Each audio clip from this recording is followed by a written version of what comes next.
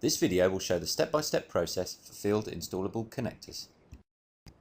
Optronics Field Installable Connectors can be assembled in 4 easy steps: inserting the fibre, activating the tab, removing the jig, completing the assembly.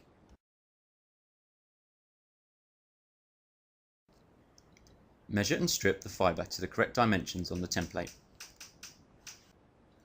Ensure the plastic jig is attached to the underside of the connector.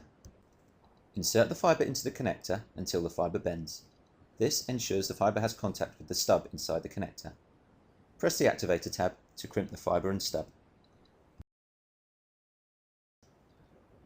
You can check the bond using a VFL light source. Insert the connector into the light source and activate the source.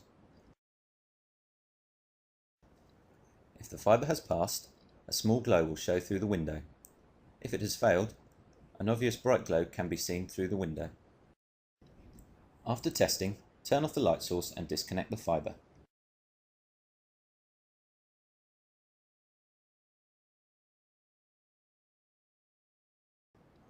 Remove the plastic jig from the connector and ensure the tab is pressed.